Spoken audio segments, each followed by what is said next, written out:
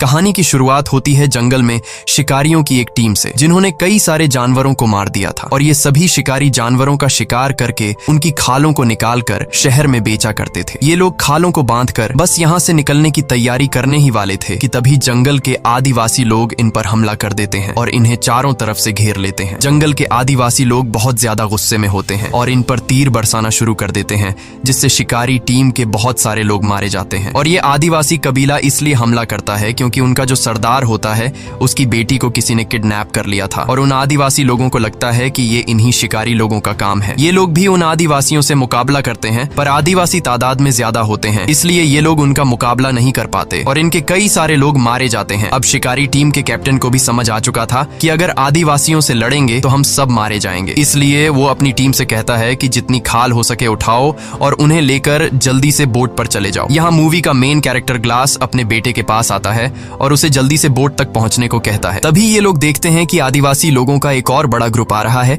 इसलिए ये लोग लड़ना छोड़ देते हैं और अपनी जान बचाने के लिए तेजी से बोट की तरफ भागते हैं। इसी बीच शिकारी टीम के और भी कई सारे लोग मारे जाते हैं। बस कुछ ही लोग बोट तक पहुंचकर यहाँ से निकल जाते हैं। उनके जाने के बाद आदिवासी लोग शिकारियों से बची सारी खालों पर कब्जा कर लेते हैं और कबीले के सरदार को यहाँ अपनी बेटी नहीं मिलती। अब कबीले का सरदार अपने लोगों से कहता है कि यहाँ पर जितनी भी उन अमेरिकन शिकारियों से खालें बची हैं उन्हें उठा लो। इन खालों को हम फ्रेंच शिकारियों को दे देंगे, बदले में हम उनसे घोड़े और बंदूकें ले लेंगे और मेरी बेटी को तब तक ढूंढते रहेंगे जब तक वो मिल नहीं जाती। दूसरी तरफ ये अमेरिकन शिकारी लोग काफी दूर जाने के बाद भी डरे हुए होते हैं और बंदूक तान कर तैयार रहते हैं, क्योंकि उन्हें भी पता था कि वह आदिवासी लोग इनका इतनी आसानी से पीछा नहीं छोड़ेंगे और वो कभी भी इनके ऊपर हमला कर सकते हैं। अब यहाँ पर इन लोगों को समझ नहीं आ रहा होता कि हमें किस तरफ जाना चाहिए। तब कैप्टन ग्लास से पूछता है कि हमें क्या करना चाहिए। ग्लास कहता है कि हमें इस बोट को छोड़ के जमीन के रास्ते चलना चाहिए, क्योंकि वो आदिवासी लोग नदी को फॉलो करते हुए जल्दी हमारे तक पहुंच जाएंगे, इसीलिए जमीन ही हम सबके लिए सबसे सेफ रास्ता है। लेकिन ग्लास की इस बात से इनके ग्रुप का एक आदमी जिसका नाम गैराल्ड है, उसे ग्लास का ये फैसला ठीक नहीं लगता। वो कहता है कि अगर हम जमीन से जाएंगे तो वो लोग हमें जल्दी मार देंगे, क्योंकि जमीन का रास्ता बहुत लंबा है और हमें घर पहुंचने में कई हफ्ते लग जाएंगे। लेकिन टीम का कैप्टन गैराल्ड से कहता है कि ग्लास इस जगह को हमसे बेहतर जानता है, इसलिए हमें उसकी बात मान लेनी चाहिए और ये लोग तय करते हैं कि अब हम जमीन के रास्ते जाएंगे। अब यहाँ गैराल्ड भी कैप्टन की बात मान लेता है, लेकिन कुछ लोगों को ग्लास का जमीन से जाने का फैसला ठीक नहीं लगता, इसलिए वो लोग बोट के जरिए नदी से होते हुए घर पहुंचने का फैसला करते हैं। इसके बाद जो जमीन के रास्ते से जाने वाले थे वो बोट से उतर जाते हैं और बोट में बैठे कुछ लोग नदी के रास्ते से आगे बढ़ते हैं। यहाँ कैप्टन सभी से कहता है कि हमें सारी खालें यहीं पर छोड़नी चाहिए ताकि रास्ते में हमें किसी भी परेशानी का सामना न हो। कैप्टन की बात सभी को ठीक लगती है, जिसके बाद ये लोग सारी की सारी खालें पत्थरों के नीचे छिपा देते हैं ताकि अगर फ्यूचर में ये लोग फिर कभी इस जगह पर आए तो इनकी खालें उन्हें मिल जाएं। और अब ये सारे के सारे जंगल के रास्ते चलना शुरू कर देते हैं। पर अब उनके लिए मुश्किलें बढ़ने वाली थी, क्योंकि जल्द ही सर्दी का मौसम आने वाला था और उन्हें कई हफ्तों तक पैदल चलकर अपने घर पहुंचना था। लेकिन इसके अलावा उनके पास कोई दूसरा रास्ता नहीं था, इसलिए ये सभी लोग ठंड से मुकाबला करने के लिए तैयार थे। जंगल के रास्ते से पैदल चलते हुए शाम हो जाती है और अब ये लोग एक जगह पर रुककर रात यहीं पर गुजारने का फैसला करते हैं। कुछ देर बाद रात हो जाती है और ये सभी जंगल में सो जाते हैं। अगली सुबह हम देखते हैं कि जो लोग ग्लास के जमीन के रास्ते से पैदल चलने का फैसला गलत समझ रहे थे, अब उन लोगों को अपनी गलती का पछतावा होता है। वो आदिवासी लोग आकर उन्हें मार देते हैं और आदिवासी लोग समझ जाते हैं कि कुछ लोग जंगल के रास्ते से पैदल निकल गए, इसलिए ये लोग पूरे जंगल में फैल जाते हैं उन बचे हुए अमेरिकन शिकारियों को ढूंढने। एक आदिवासी को जमीन पर चलने वाले अमेरिकन शिकारियों के पैरों के निशान भी मिल जाते हैं। वह आकर अपने कबीले के सरदार को बताता है। कबीले के सरदार को लगता है कि मेरी बेटी उन्हीं के पास है और अब ये आदिवासी लोग पैरों के निशान को फॉलो करते हुए उनके पीछे जाते हैं। इधर ये लोग लगातार कई घंटों से पैदल जंगल के रास्ते से आगे बढ़ते हैं और ये लोग काफी ज्यादा थक जाते हैं, इसलिए ये लोग कुछ देर आराम करने के लिए यहीं पर डेरा जमा देते हैं और सभी आराम करने लगते हैं। सभी लोगों को भूख लगी हुई थी पर खाने के लिए कुछ भी नहीं था, इसलिए ग्लास शिकार ढूंढने जंगल में अकेला निकल पड़ता है। कुछ दूर आने के बाद उसे महसूस महसूस होता है कि आसपास कोई है, इसलिए ग्लास बंदूक उठाकर रेडी हो जाता है और तभी उसे सामने भालू के 2 छोटे बच्चे दिखाई देते हैं। इससे पहले कि ग्लास वहां से निकल पाता तभी एक बड़ा भालू उस पर हमला कर देता है, जिससे ग्लास के हाथ से बंदूक गिर जाती है। वो भालू ग्लास को उठाकर पटकता है और ग्लास को बुरी तरह से जख्मी कर देता है। अब ग्लास कुछ भी नहीं कर सकता था, इसलिए वो आराम से जमीन पर लेट जाता है। ग्लास जब शांत होता है तो भालू भी वहां से जाने लगता है, लेकिन ग्लास शिकार पाने के लिए किसी तरह करके अपने गन के पास पहुंचता है। तभी वो भालू दोबारा से ग्लास पर हमला करने के लिए आता है। ग्लास जल्दी से बंदूक से उसे गोली मारता है, पर वह गोली भालू के सर में लगने के बजाय उसके गले में लग जाती है, जिससे भालू अब और ज्यादा चिढ़ जाता है और अपने पंजों से ग्लास के गले को चीर देता है। लेकिन भालू रुकता नहीं और वो ग्लास के पूरी बॉडी को बुरी तरह से अपने पंजों से काट देता है। गोली लगने की वजह से भालू भी कमजोर हो चुका था। ग्लास अब किसी तरह करके चाकू निकालकर उस भालू पर कई वार करता है, जिससे ये दोनों ढलान से लुढ़कते हुए नीचे गिर जाते हैं, जिसके बाद वह भालू भी ग्लास के ऊपर गिर जाता है। लेकिन भालू मर चुका था और ग्लास भी लगभग मर ही चुका होता है, क्योंकि भालू ने उसका गला पूरी तरह से फाड़ दिया था और इसकी पूरी बॉडी पर गहरे जख्म थे। ग्लास बहुत ही ज्यादा तकलीफ में था। ग्लास ने जब भालू पर गोली चलाई थी तब गोली की आवाज उसके साथियों ने सुन ली थी, इसलिए ग्लास के साथी उसे ढूंढते हुए वहां पर पहुंच जाते हैं और वो देखते हैं कि ग्लास के ऊपर भालू गिरा हुआ है। वो बड़ी मुश्किल से भालू को उसके ऊपर से हटाते हैं और ग्लास को अपने साथ ले जाते हैं। अब उनमें से एक आदमी ग्लास के घावों को सीना शुरू करता है। दर्द के मारे ग्लास का बुरा हाल हो गया था। उसका गला बुरी तरह से कट चुका है और उसके पूरे बॉडी पर काफी गहरे जख्म हैं। ग्लास के जख्मों को देखते हुए ये लोग समझते हैं कि ग्लास अब जिंदा नहीं रह पाएगा और कुछ ही घंटों में उसकी मौत हो जाएगी। दूसरी तरफ आदिवासी कबीले का सरदार अमेरिकन शिकारियों से जो खालें बची हुई थीं, वो इन खालों को फ्रेंच शिकारियों को दे देता है, जिसके बदले वो उनसे बंदूकें और घोड़े ले लेता है, जिसका मतलब इन अमेरिकन शिकारियों यानी ग्लास और उसके साथियों के लिए मुश्किलें बढ़ने वाली थीं, क्योंकि इससे पहले ये आदिवासी तीर कमान से हमला किया करते थे, लेकिन अब आदिवासियों के पास घोड़े और बंदूकें भी आ गई थीं। अब ग्लास बुरी तरह से जख्मी होने की वजह से चल नहीं सकता था, इसलिए ये लोग ग्लास के लिए लकड़ी का एक स्ट्रेचर बनाते हैं। वो ग्लास को उसके ऊपर रखते हैं और आगे बढ़ना शुरू करते हैं। इस तरह से ये लोग बारी बारी से ग्लास को उठाते हैं। ये लोग ग्लास को काफी दूर तक ले आते हैं, पर आगे का रास्ता बहुत ही मुश्किल था, क्योंकि आगे एक ऊंचा पहाड़ था जहां से इन लोगों को गुजरना था। ये पहाड़ी रास्ता इतना खराब था कि वहां से अकेला आदमी भी ठीक से नहीं चढ़ पाता था, इसलिए ग्लास को यहाँ से चढ़ाना नामुमकिन था। ये लोग फिर भी कोशिश करते हैं, पर ये लोग ग्लास को नहीं चढ़ा पाते। तभी उनका जो कैप्टन होता है वो अपने एक आदमी को बोलता है कि ग्लास के मुंह पर कपड़ा रखो। दरअसल वो ग्लास को गोली मारने वाला होता है, क्योंकि उसको लगता है कि ग्लास तकलीफ से गुजर रहा है और वैसे भी ग्लास अब बच नहीं सकता। ग्लास दर्द से तड़प रहा होता है और उसको यहाँ से घर ले जाना लगभग नामुमकिन है। कैप्टन ग्लास को मारने ही वाला होता है कि तभी ग्लास का बेटा सामने आकर बोलता है कि ऐसा मत करो। कैप्टन को उस पर तरस आ जाता है और वो ग्लास को गोली नहीं मार पाता, क्योंकि ग्लास की वजह से ये सभी जिंदा बचे होते हैं। कैप्टन वहाँ पर मौजूद सभी लोगों से कहता है कि जो भी 2 लोग ग्लास के मरने तक उसके पास रुकेंगे उसे गाँव वापस आते ही $70 दिए जाएंगे। कैप्टन कहता है कि ग्लास ने हम सबकी मदद की है और कैप्टन चाहता था कि ग्लास को नेचुरल डेथ मिले और जब ग्लास मर जाए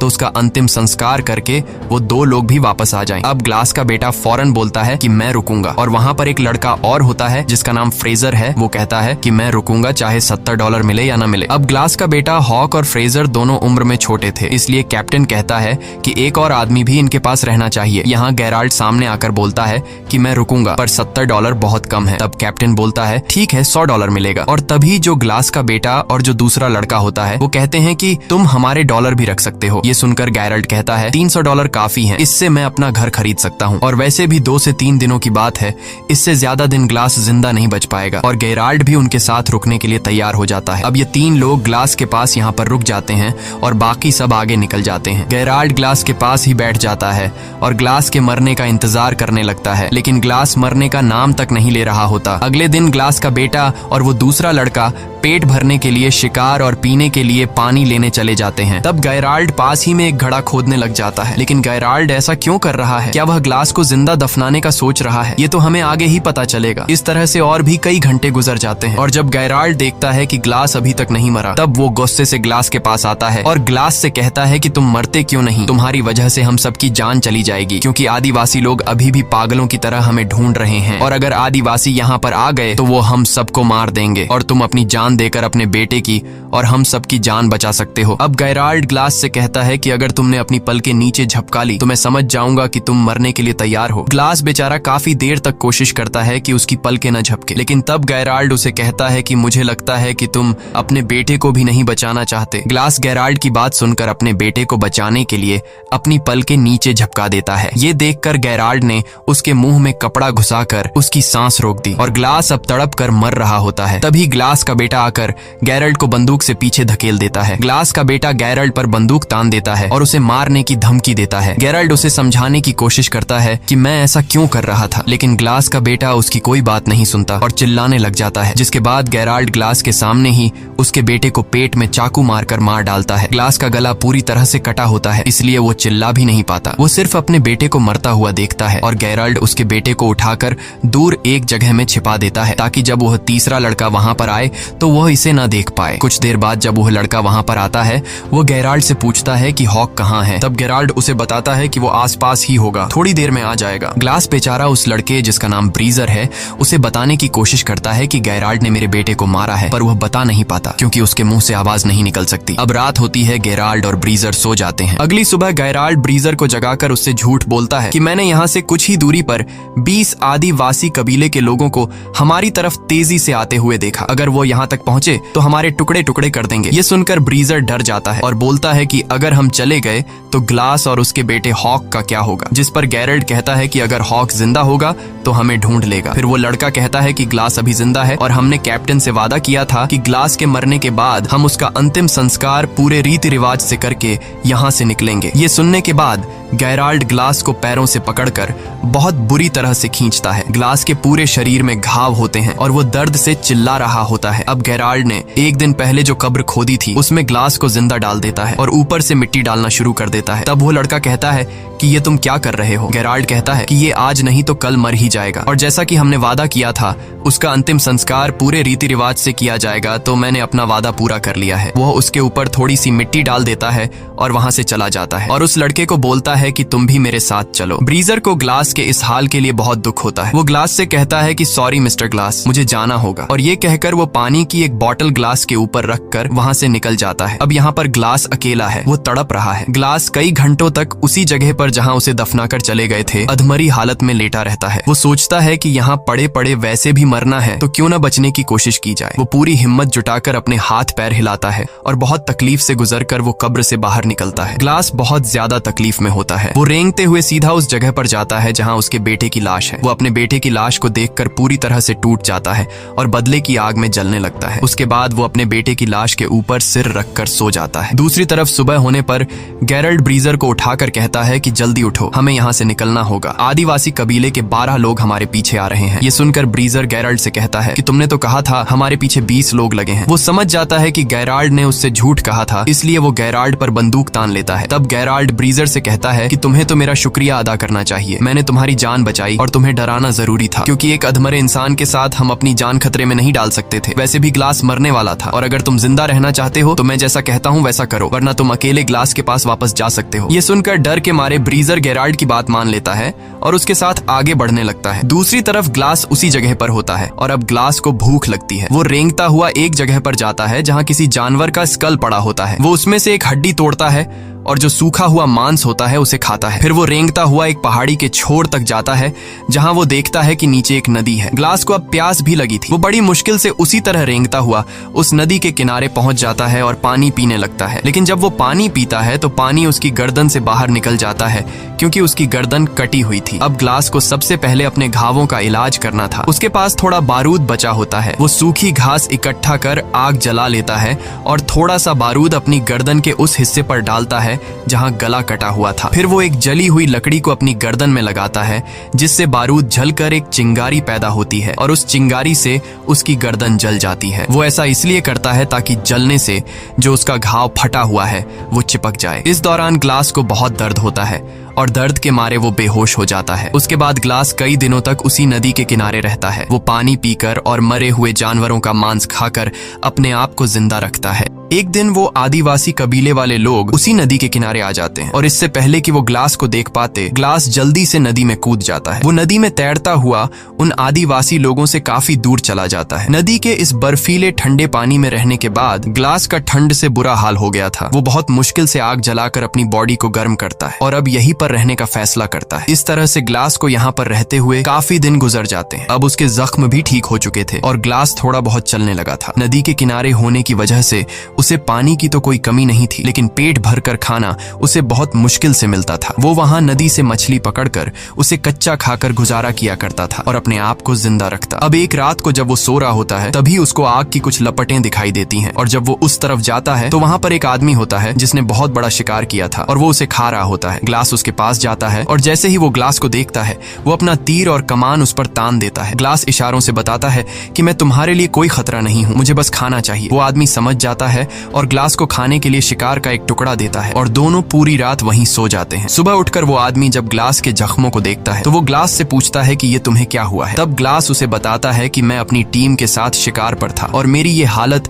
एक जंगली भालू ने की है, जिसके बाद मेरे साथियों ने मुझे मरने के लिए जंगल में ही छोड़ दिया और उन्होंने मेरे बेटे को भी मार दिया। ये सुनकर उस आदमी को ग्लास के लिए बहुत दुख होता है और ये जो आदमी है वो कहता है कि मेरे पूरे परिवार को भी फ्रेंच शिकारियों ने मार डाला। ये कहते हुए वो आदमी बहुत ज्यादा इमोशनल हो जाता है, पर वो कहता है कि वो उन फ्रेंच लोगों से बदला नहीं लेना चाहता क्योंकि बदला लेना ऊपर वाले के हाथ में है। वह आदमी ग्लास के जख्मों को देखते हुए कहता है कि तुम मेरे साथ ट्रैवल कर सकते हो और इसके बाद वो दोनों एक घोड़े पर आगे का सफर तय करते हैं। दूसरी तरफ गायराल्ड और ब्रीजर अपने गांव के काफी करीब पहुंच जाते हैं, लेकिन गांव में एंटर होने से पहले गायराल्ड ब्रीजर से कहता है कि हमने जो भी किया उसके बारे में किसी को भी पता नहीं चलना चाहिए। वो ब्रीजर से कहता है कि अगर उन्हें सच पता चला तो कैप्टन हमें सूली पर चढ़ा देगा। मजबूरी में ब्रीजर उसकी बात मान जाता है। अब गैरल्ड और वो लड़का कैप्टन के पास जाते हैं और गैरल्ड कैप्टन को बताता है कि ग्लास के आखिरी सांसों तक हम उसके साथ रहे, हमने उसे अच्छी तरह से अंतिम संस्कार के साथ दफनाया और ग्लास का बेटा आदिवासी लोगों के हाथ लग गया और हम अपनी जान छुड़ाकर वहां से भाग आए। ये सुनकर कैप्टन अपने वादे के मुताबिक उन दोनों को $100 देता है, लेकिन वो लड़का पैसे लिए बिना वहां से चला जाता है। गैरल्ड उस लड़के के पैसे भी उठाकर बोलता है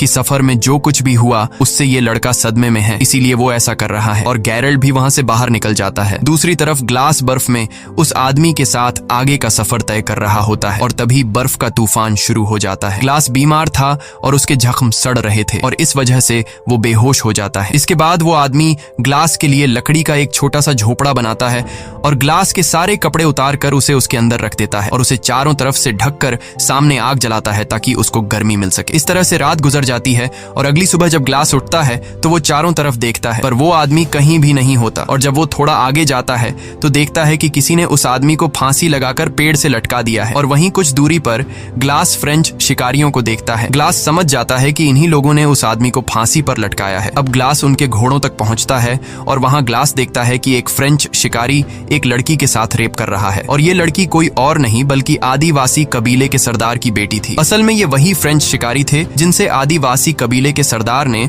खालों के बदले घोड़े और बंदूकें ली थी और इन्हीं फ्रेंच शिकारियों ने कबीले के सरदार की बेटी को किडनैप किया था। लेकिन कबीले के सरदार को लग रहा था कि उसकी बेटी को अमेरिकन शिकारियों ने किडनैप किया है। उसके बाद ग्लास चुपके से पीछे से आकर जो आदमी कबीले के सरदार की बेटी के साथ गलत कर रहा था उसे मार देता है और लड़की को आजाद कर लेता है। यहाँ ग्लास होशियारी से काम लेते हुए एक घोड़े पर बैठ जाता है और बाकी घोड़ों की रस्सियां खोलकर बंदूक से गोली चला देता है जिससे सभी घोड़े भाग जाते हैं और अब उन फ्रेंच लोगों के पास घोड़े न होने की वजह से वे ग्लास का पीछा नहीं कर पाते, पर भागते समय ग्लास का पानी का बोतल वहीं पर नीचे गिर जाता है। वहां से भागने के बाद ग्लास रात एक पेड़ के नीचे गुजारता है और जब सुबह होती है तो वो देखता है कि आदिवासी उस तक पहुंचने वाले हैं। वो जल्दी से अपने घोड़े पर बैठकर भागने लगता है, लेकिन वे आदिवासी उसके काफी करीब होते हैं। वो एक दो आदिवासी को गोली मारता है और घोड़े को और तेजी से भगाता है और दौड़ते दौड़ते सामने एक पहाड़ आ जाता है जिसके नीचे एक गहरी खाई होती है। लेकिन ग्लास अब रुक नहीं सकता क्योंकि अगर वो रुकेगा तो वे आदिवासी लोग उसे मार देंगे। इसलिए ग्लास घोड़े के साथ खुद को उस खाई से गिरा देता है और नीचे एक पेड़ से टकराता हुआ सीधा बर्फ में गिरता है। घोड़ा डायरेक्ट नीचे छोटे चट्टानों पर गिरने से मर जाता है, लेकिन ग्लास अभी भी जिंदा है क्योंकि वो पेड़ से टकराते हुए बर्फ की मोटी परत पर गिरता है, पर उसकी हालत अब काफी ज्यादा खराब होती है। तभी वहां तेज तूफान आता है है और ठंड बहुत ज्यादा बढ़ जाती है। अब अगर ग्लास ने अपने लिए कोई गर्म जगह नहीं ढूंढी तो वो ठंड में जमकर मर जाएगा। अब ग्लास ठंड से बचने के लिए घोड़े के पेट को काटता है और उसके अंदर से सभी पार्ट्स बाहर निकालता है और रात को वहीं सो जाता है, क्योंकि वो जानता है कि अगर वह बाहर रहा तो ठंड से मर जाएगा। वो किसी तरह पूरी रात उस घोड़े के पेट के अंदर गुजारता है। सुबह जब वो उठता है तो वो देखता है कि मौसम अब नॉर्मल हो चुका है और एक बार फिर से वो अपना सफर जारी रखता है। वहीं दूसरी तरफ हम देखते हैं कि जहां पर ग्लास को पहुंचना है वहां एक फ्रेंच शिकारी आता है और वह अमेरिकन शिकारियों से मदद मांगता है। ये लोग उसे अंदर ले आते हैं। कैप्टन उससे पूछता है कि आखिर तुम्हारे साथ क्या हुआ? तो वह आदमी बताता है कि एक आदमी आया था जिसने हमारे कैप्टन को मार दिया और फिर उसने हमारे सभी घोड़ों को आजाद कर दिया। असल में यह आदमी ग्लास की बात कर रहा था और जो आदमी कबीले के सरदार की बेटी के साथ गलत कर रहा था वह असल में उन फ्रेंच शिकारियों का कैप्टन था। वह आदमी बताता है कि घोड़ों के आजाद होने के बाद हमारी पूरी टीम बिखर गई। सर्दी के चलते हमारे कुछ लोग मर गए और कुछ को तो बेड़ियों ने मार दिया। सबूत के तौर पर यह आदमी इन लोगों को अपने साथियों का कुछ सामान दिखाता है और वह एक पानी की बोतल को दिखाते हुए कहता है कि जिस आदमी ने हमारे कैप्टन को मारा उसे जाते हुए यह पानी की बोतल गिर गई थी और यह वही बोतल होती है जो ब्रीजर ने ग्लास को उस जगह छोड़ते हुए उसके ऊपर रख कर आ गया था। ब्रीजर कहता है कि यह तो ग्लास की बोतल है जो कि मैंने उसे दी थी। अब ये लोग उस आदमी से पूछते हैं कि ग्लास ने तुम्हारे कैप्टन को कहाँ मारा था और वह आदमी 30 मील दूर वह जगह उन्हें बता देता है। जिसके बाद कैप्टन ब्रेजर और कुछ लोग ग्लास को ढूंढने के लिए घोड़ों पर निकल पड़ते हैं और यहाँ गेराल्ड को समझ आ जाता है कि अब वो फंसने वाला है। कई घंटों के सफर के बाद रात हो जाती है और ये लोग उस जगह तक पहुंच जाते हैं जहां पर उस आदमी को बोतल मिली थी। कैप्टन सभी लोगों को चारों तरफ ग्लास को ढूंढने के लिए कहता है और तभी उन्हें दूर से एक आदमी दिखाई देता है। जब ये लोग उसके करीब जाते हैं तो वो कोई और नहीं बल्कि ग्लास होता है और ग्लास को देखकर कैप्टन एकदम शॉक हो जाता है, क्योंकि गेराल्ड ने तो उसे मरा हुआ बता दिया था। कैप्टन ग्लास के पास आकर उससे पूछता है कि तुम्हारे साथ क्या हुआ था। तब ग्लास उसे सारी सच्चाई बता देता है। जिसके बाद कैप्टन गेराल्ड को पकड़ने के लिए तेजी से वापस अपने गांव आता है और गेराल्ड को ढूंढता है, लेकिन गेराल्ड तिजोरी से सारा पैसा चुराकर भाग गया होता है। कैप्टन गुस्से में ब्रीजर को मारता है और अपने आदमियों से कहता है कि ब्रीजर को अरेस्ट कर लो, लेकिन ग्लास कैप्टन से कहता है कि इसमें ब्रीजर की कोई गलती नहीं थी। वहां जो कुछ भी हुआ ब्रीजर को उसके बारे में कुछ भी नहीं पता, इसलिए तुम उसे छोड़ दो। और अब कैप्टन यह तय करता है कि मैं गेराल्ड को पकड़ने के लिए जाऊंगा, क्योंकि उसने ग्लास के बेटे का मर्डर किया और उसने पैसा भी चोरी किया। तब ग्लास बोलता है कि मैं भी तुम्हारे साथ जाऊंगा, लेकिन कैप्टन कहता है नहीं, तुम्हें अभी आराम की जरूरत है, मैं अकेले उसे मारने जाऊंगा। ग्लास कहता है नहीं, मैं उसके लिए बहुत दूर से सफर तय करके आया हूँ और उसे सिर्फ मैं मारूंगा। जिसके बाद कैप्टन ग्लास की बात मान लेता है और ये दोनों घोड़ों पर गेराल्ड को मारने निकल पड़ते हैं। ये दोनों गेराल्ड के घोड़े के पैरों के निशानों को फॉलो कर रहे होते हैं और काफी दूर तक जाने के बाद ये दोनों अपना अपना रास्ता बदल लेते हैं। कैप्टन ग्लास से कहता है कि तुम दाएं रास्ते से जाओ और मैं बाएं वाले रास्ते से जाऊंगा। अब ये दोनों एक दूसरे से अलग हो जाते हैं और जब कैप्टन गेराल्ड को ढूंढ रहा होता है तो गेराल्ड एक बड़े से पत्थर के पीछे से निकलता है और कैप्टन को गन पॉइंट पर लेकर कहता है कि कैप्टन तुम यहाँ पर क्या कर रहे हो। कैप्टन उसे कहता है कि तुम्हारे ऊपर खून का इल्जाम है, इसलिए तुम मेरे साथ चलो, लेकिन गेराल्ड नहीं मानता। अब जैसे ही कैप्टन जेब से बंदूक निकालकर उसे मारने ही वाला होता है तभी गेराल्ड कैप्टन को शूट कर लेता है, जिससे कैप्टन की मौत हो जाती है। गोली की आवाज सुनकर ग्लास उस तरफ आता है और ग्लास देखता है कि वहां पर कैप्टन की लाश पड़ी हुई है और गेराल्ड भाग चुका है। अब ग्लास समझदारी से काम लेते हुए लकड़ी की एक बड़ी टहनी तोड़ता है और उसे कैप्टन की पीठ पर लगा देता है ताकि उसकी पीठ सीधी हो जाए। जिसके बाद वह कैप्टन को घोड़े पर बिठा देता है और खुद पीछे वाले घोड़े पर लाश की तरह लेट जाता है ताकि गेराल्ड को ये लगे कि आगे ग्लास है और पीछे जो लेटा हुआ है वो कैप्टन की डेड बॉडी है। और होता भी ऐसा ही है। इन घोड़ों को देखकर गेराल्ड को लगता है कि आगे जो है वो ग्लास है और पीछे जो लेटा हुआ है वो कैप्टन की लाश है। जिसके बाद वह आगे वाले आदमी पर गोली चला देता है और गोली लगते ही वह गिर जाता है। गेराल्ड खुश हो जाता है और उसे लगता है कि ग्लास भी अब मर चुका है। वह धीरे धीरे डेड बॉडी की तरफ आता है। जब वह डेड बॉडी तक पहुंचता है और बॉडी को पलटता है तो उसे पता चलता है कि ये ग्लास नहीं बल्कि कैप्टन है। अब इससे पहले कि गेराल्ड कुछ कर पाता तभी ग्लास पीछे वाले घोड़े से उठकर गेराल्ड पर गोली चलाता है। ये गोली गेराल्ड के कंधे में लगती है और वह वहां से भागने लगता है। तब ग्लास भी उसका पीछा करता है और पीछा करते करते वह एक नदी के किनारे पहुंच जाता है जहां पर इन दोनों के बीच एक बड़ी फाइट होती है। ये दोनों ही एक दूसरे को बुरी तरह से घायल कर देते हैं और तभी हम देखते हैं कि नदी के उस पार वो आदिवासी कबीले वाले आ जाते हैं जो इन लोगों को मारना चाहते हैं। और जब ग्लास गेरल्ड को मारने वाला होता है तभी उसे उस आदमी की याद आती है जिसने उसे खाने के लिए मांस दिया था और बाद में फ्रेंच लोगों ने उसे सूली पर चढ़ा दिया था। उसने एक बार ग्लास से कहा था कि जो इंसान किसी दूसरे इंसान के साथ बुरा करता है उससे बदला लेने के बजाय ऊपर वाले के सहारे पर छोड़ देना चाहिए। इसलिए ग्लास भी गेराल्ड को नदी में छोड़ देता है। नदी में बहते हुए गेराल्ड दूसरी तरफ पहुंच जाता है जहां वो आदिवासी उसे पकड़कर मार देते हैं और अब वे लोग नदी पार करके ग्लास की तरफ आते हैं, पर वे लोग ग्लास को कुछ नहीं कहते और ग्लास को वहां पर छोड़कर जाने लगते हैं। असल में कबीले के सरदार को उसकी बेटी मिल गई होती है और ये वही लड़की होती है जिसका रेप होते हुए एक बार ग्लास ने उसे फ्रेंच लोगों से बचाया था। ये लड़की अपने पिता को ग्लास के बारे में बताती है कि उसने मेरी जान बचाई थी और यही वजह होती है कि वे लोग ग्लास को वहां पर छोड़कर चले जाते हैं। इसी के साथ ये कहानी खत्म हो जाती है। अगर आपको वीडियो अच्छी लगी हो तो हमारे चैनल को सब्सक्राइब और वीडियो को लाइक जरूर कीजिएगा।